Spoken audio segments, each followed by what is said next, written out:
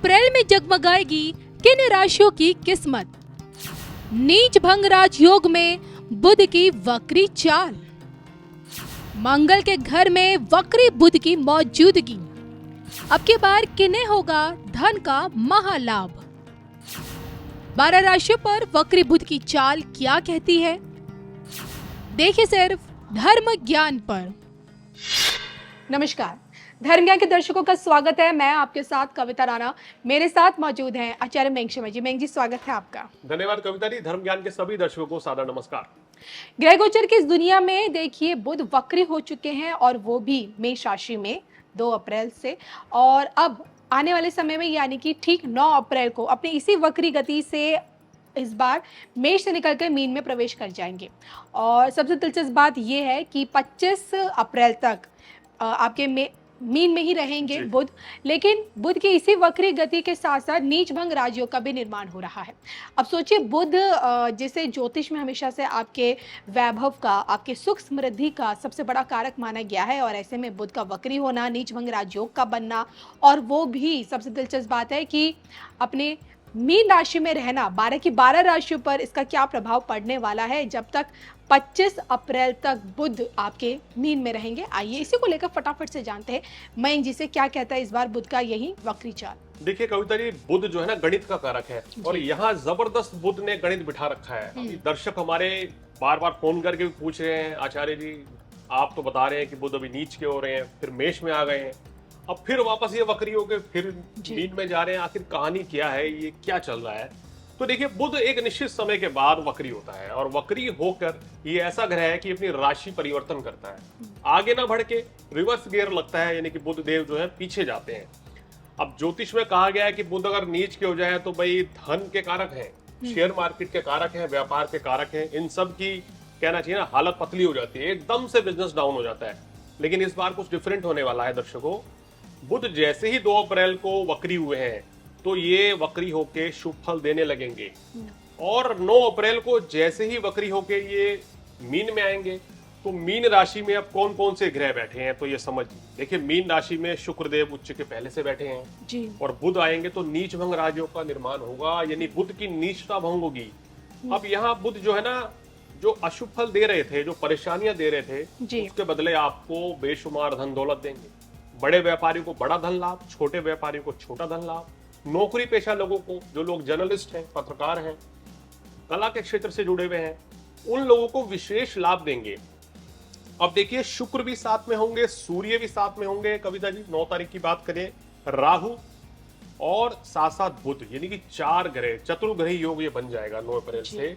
और आज चर्चा हो रही है बुध के वक्री होने की, और लक्ष्मी नारायण योग का निर्माण हो रहा है, क्योंकि साथ में शुक्र विराजमान होंगे। तो ये जो है योग जो है, अब आपको घबराने की कोई जरूरत नहीं है। बहुत से ज्योतिषी कह रहे हैं कि डिप्रेशन का योग चल रहा है, बहुत सी राशियां डिप्रेशन में चली जाएंगी, धन संकट आ जाएगा। कोई दिक्कत अब नहीं आने वाली है तो 2 तारीख से ही बुध देव जो है जैसे ही वक्री हुए हैं तो रिवर्स गियर में कहते हैं ना कि अब उन्हें उल्टी चाल चलनी शुरू हो गई, तो धीरे धीरे आपकी खुशियां वो बढ़ा रहे हैं। 9 तारीख से ये पूरी तरीके से आपके लिए शुभ फल देंगे, और 25 तारीख को ये जो है मार्गी होंगे मीन राशि में ही।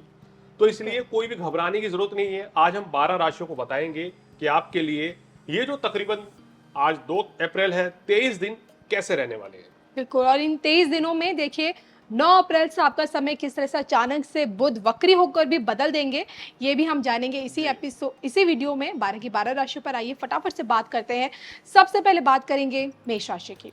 देखिए, अगर मेष राशि की बात करें तो मेष राशि वालों के लिए कविता जी ये बहुत ही सुंदर राजयोग रहेगा। अब आप समझिए कि बुध नीच के 12वें भाव में और शुक्र साथ में बैठे हैं, तो नीच भंग राजयोग का निर्माण होगा। तो मेष राशि वालों के लिए ये योग अखंड धन संपत्ति का योग बनेगा। जो लोग शेयर मार्केट में इन्वेस्ट करना चाहते हैं उनको विशेष लाभ मिलेगा, सुख समृद्धि बढ़ेगी, धन दौलत बढ़ेगी, और आपका काम कारोबार भी चमकेगा, और मानसिक तनाव से आपको छुटकारा मिलेगा। वृषभ के लिए 11वें भाव में युति बनी है, तो देखिए ये योग आपको बिजनेसमैन लोगों को ये सबसे ज्यादा फायदा देगा। यानी कि आपके व्यापार में जो धीमी रफ्तार चल रही थी वो तेजी से आपका बिजनेस आगे बढ़ेगा, सुख समृद्धि बढ़ेगी। घर लेना चाह रहे हैं, वाहन लेना चाह रहे हैं, तो इस समय योग बन जाएंगे आपके। बहुत ही सुंदर योग, मन भी प्रसन्न रहेगा, धन दौलत ना वृद्धि करने का ये समय है। अचानक से आपको कहीं से रुका हुआ पैसा भी मिलेगा। मिथुन को कितना लाभ होने वाला है? मिथुन राशि वालों को बहुत अच्छा लाभ मिलेगा कविता जी। यहाँ काम कारोबार में इनकी वृद्धि होगी, सुख जी। साधन बढ़ेंगे। कार्य क्षेत्र में अगर कोई भी मनमुटाव चल रहा था, परेशानी थी, दिक्कतें चल रही थी, वो दूर होंगी। घर परिवार में भी खुशी का माहौल रहेगा, संतान का स्वास्थ्य भी अच्छा रहेगा। कर्क राशि, इनको बहुत बड़ी राहत मिलेगी। कर्क राशि वालों के लिए जो मानसिक तनाव से छुटकारा मिलेगा, क्योंकि शनि की ढैया से भी पीड़ित हैं अभी, जी। तो ये भाग्य वृद्धि के संकेत हैं। छात्रों के लिए कविता जी ये युति बहुत अच्छी मानी जाती है। सुख साधन बढ़ेंगे। जो लोग कर्क राशि वाले काम कारोबार में अभी धीमी गति से चल रहे थे, उनको धन लाभ मिलेगा, बिजनेस अच्छा चलेगा और विदेश से भी लाभ मिलता हुआ नजर आ रहा है। सिंह, सिंह राशि वालों को थोड़ा सा संभल कर चलना पड़ेगा, क्योंकि अष्टम भाव में देखिए शुक्र भी है, बुध भी है। हालांकि नीच भंग राजयोग से धन लाभ तो मिल जाएगा आपको, रुका हुआ फंसा हुआ पैसा मिलेगा, लेकिन नए कार्य की शुरुआत करने के लिए ये समय उत्तम नहीं है, क्योंकि आपकी राशि के स्वामी जो है अभी 13 अप्रैल तक अष्टम में ही रहेंगे और वहां आपके अष्टम भाव में जो ग्रहों की स्थिति बन रही है वो आपकी अनुकूल नहीं है। मैं सलाह दूंगा ये जो 25 तारीख तक का जो समय है, आप नए कार्य की शुरुआत मत करें, कहीं इन्वेस्ट मत करें, लॉटरी जुए सट्टे से दूर रहें और थोड़ा सेहत का ध्यान रखें। कन्या, कन्या राशि वालों को इस समय वैवाहिक जीवन के लिए ये योग बहुत अच्छा रहेगा। इनके लिए बड़ी राहत है। जो परेशानियां चल रही थी लव मेट्स में, कपल्स में, आपके स्पाउस के साथ, वो दूर हो जाएंगी। बिजनेस अच्छा चलने लग जाएगा, सेहत में सुधार होगा और मानसिक तनाव से छुटकारा मिलेगा। तुला राशि, तुला राशि वालों के छठे भाव में बन रहा है, देखिए विपरीत राजयोग बन रहा है। अब देखिए डबल स्टैंडर्ड यहाँ बुध देंगे तुला राशि वालों को। स्ट्रेस बहुत देंगे इस समय, वर्कलोड बहुत बढ़ेगा, लेकिन ये पैसा आप ही देंगे, यानी कि धन लाभ बहुत अच्छा हो सकता है, आपका रुका हुआ पैसा मिल सकता है। सेहत का थोड़ा सा ध्यान रखना है, खासकर जिन लोगों को गले छाती की तकलीफ है, जिन लोगों को कोलेस्ट्रॉल या हार्ट की शिकायत है, उन लोगों को थोड़ी सी अपनी सेहत का ध्यान रखना है। बाकी तो ये गोचर आपके लिए शानदार रहेगा। वृश्चिक राशि, इनके लिए बहुत अच्छा है। वृश्चिक राशि वाले जो छात्र हैं, जी। शिक्षा परीक्षा के क्षेत्र में बड़ी सफलता मिलेगी। कहीं एडमिशन लेना है, कोई टेस्ट, कोई इंटरव्यू है, तो लाभ मिलेगा। काम कारोबारियों को विशेष लाभ मिलेगा। आर्थिक स्थिति मजबूत रहेगी, सुख साधन बढ़ेंगे और प्रेम संबंध भी आपके मजबूत होंगे।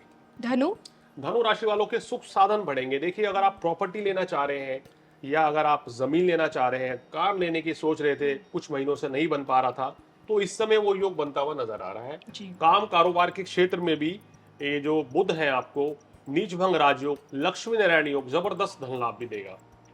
चलिए धनु के बाद फटाफट से बात करते हैं मकर के बारे में। देखिए मकर राशि वालों के लिए तीसरे भाव में आपके बुध की स्थिति आ रही है, तो ये आपके लिए खासकर जो लोग क्रिएटिव इंडस्ट्री से जुड़े हुए हैं, आर्टिस्ट हैं, आप जर्नलिस्ट हैं, पोएट हैं, रिपोर्टर हैं, एंकर हैं या कलाकार हैं, एक्टर हैं, फिल्म इंडस्ट्री से जुड़े हुए हैं, उनके लिए बहुत अच्छा है। शेयर मार्केट से जुड़े लोगों के लिए अच्छा रहेगा।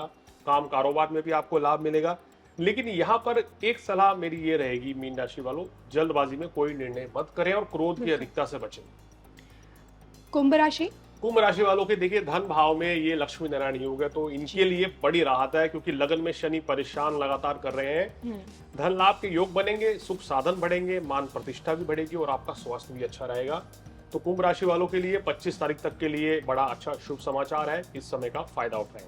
फटाफट से मैं जी मीन राशि, अब इन्हीं की राशि में देखिए सूर्य भी चल रहा है कविता जी, राहु भी चल रहा है और अब बुध भी आके बैठ जाएंगे, शुक्र भी है, तो ये मिला जुला फल देगा। अब देखिए क्या लाभ मिलेगा, पहले तो हम पॉजिटिव चीजें की डिस्कस करते हैं। ये आपको बिजनेस में, काम कारोबार में, नौकरी में आपको लाभ देगा।